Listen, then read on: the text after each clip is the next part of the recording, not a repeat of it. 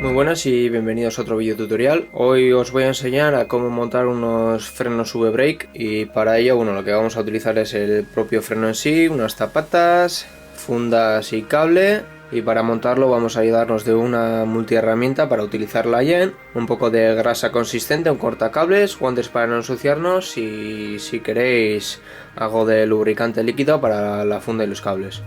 Antes de empezar a instalar los frenos es bien importante que nos aseguremos de que la rueda está perfectamente colocada. Para ello la metemos y la hacemos girar para ver que no está descentrada, ya que eso dificultaría bastante el centrado de los frenos. Como veis, rueda perfectamente y apenas tiene aparaguado, con lo cual nos será bastante sencillo montarlo. En caso de que veáis que está algo desviada la llanta, ya sabéis, si está desviada para la izquierda, apretamos los radios que van hacia el lado derecho y viceversa. El siguiente paso que vamos a hacer es colocar las zapatas en los puentes del freno. Como veis, las zapatas tienen una especie de muescas. Estas muescas sirven de indicador para saber cuándo se nos está gastando la zapata. Cuando veis que ya estas hendiduras están prácticamente terminadas o que no tiene, ya sería hora de cambiar de zapatas. Tenéis de distintos tipos, distintos compuestos, ya sabéis. Cuanto más duro o menos frena, pero más nos dura y viceversa. Estos pueden ir montados en cualquier sentido de giro. Tener en cuenta que eso, hay zapatas que no sirven y sería importante que os fijaseis en la flecha que vendría aquí indicada para montarlo en el correcto sentido de giro y así lograr que frenen perfectamente. A la hora de montarlos, no sé si os fijáis, hay una serie de arandelas que son redondeadas. Esto es para que nos permita apretar la zapata con distinto ángulo al que lo haríamos con unas arandelas totalmente planas y así lograr que pise la pared de la llanta perfectamente. Entonces cogemos la zapata, quitamos el tornillo, la tuerca, perdón, sacamos la arandela, la primera arandela curva, meteríamos en el freno y volveríamos a montar. Primero la que tiene en la cabeza, luego esta que iría por fuera, la arandela y la tuerca.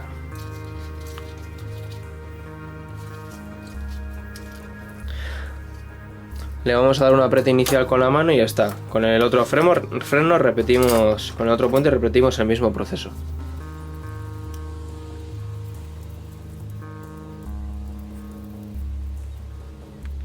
Ahora que tengo aquí el freno desmontado, lo que hace que el freno retorne una vez que hayamos accionado la palanca es este pequeño hierro aquí. Entonces, como luego os enseñaré, bien el cuadro o bien la horquilla tiene o bien uno o tres agujeros para meter este pequeño tetón de aquí, que es el que hace que el freno gire y luego haga fuerza para que pueda retornar. Bueno, no sé si lo veis, pero en la parte izquierda del pivote donde va metido el freno hay un pequeño agujero. Ese es donde va introducido el tetón que os he dicho antes. Hay cuadros que suelen tener tres agujeros. Mi recomendación es ponerlo en el del medio y si luego veis que el freno está muy duro o muy blando, ponerlo en el siguiente o en el anterior, dando más tensión al muelle que hace retornar el freno. Para montarlo, como esa va a ser una zona en la que vaya a haber fricción, cogemos un poco de grasa consistente y empapamos bien todo el pivote. También aprovechamos y lubricamos un poco el tornillo que va a apretar el freno.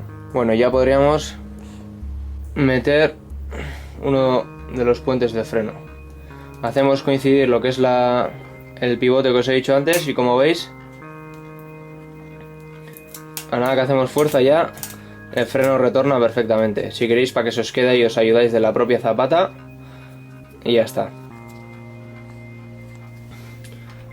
Lo aseguramos todo para que no se salga con el tornillo.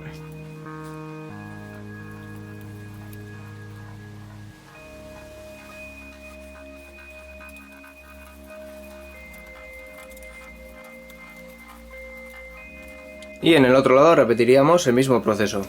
Bueno, una vez montadas las dos Vs ya podemos pasar a medir lo que sería la distancia adecuada del cable.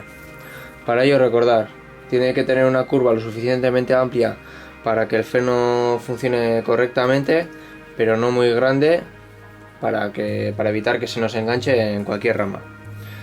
Para ello, bueno, yo en este caso ya tengo la funda cortada de antes, pero la introduciríamos en su posición.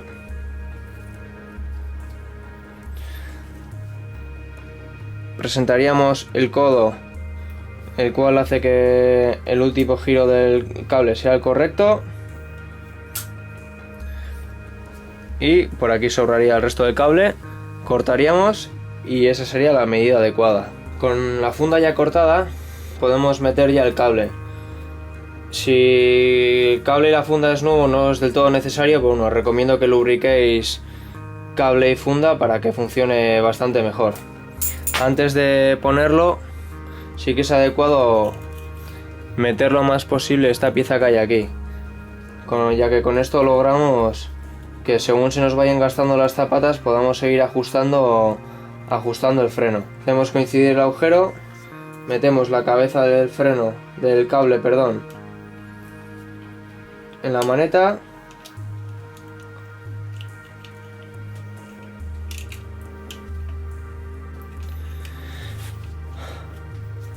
Con el cable metido ya, podemos ir pasándolo por las fundas, siempre con cuidado para evitar que las cabezas se nos deshilachen.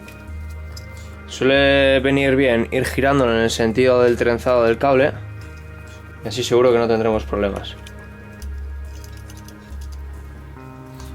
Una vez haya salido por el otro extremo,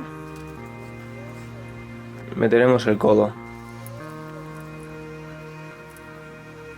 Si veis que tenéis problema con la funda de teflón que hay por dentro, la sacáis, la metéis primero, para que se sale,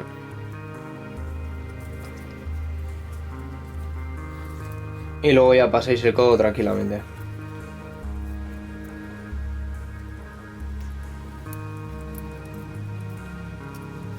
Le ponemos el protector de goma para evitar que entre la mayor suciedad posible.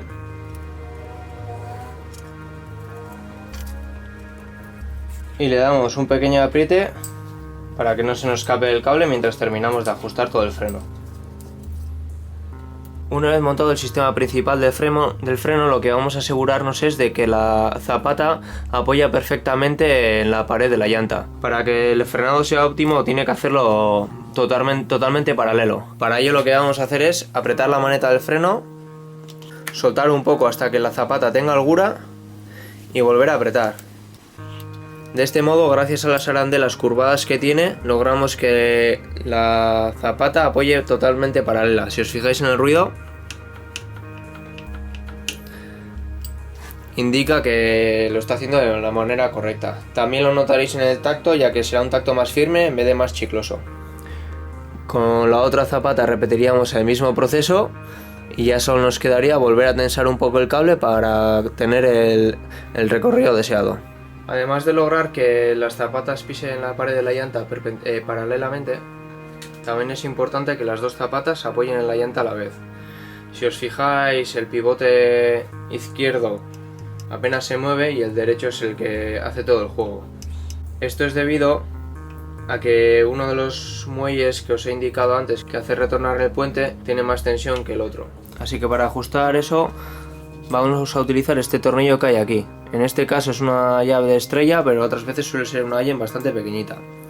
Si os habéis fijado, este es el pivote que se movía todo el rato. Eso quiere decir que este es el que más tensión tiene, con lo cual iremos aflojando poco a poco hasta ver que los dos se mueven a la vez. Si veis que este, por ejemplo, tiene poca tensión, podéis jugar dándole más tensión al otro.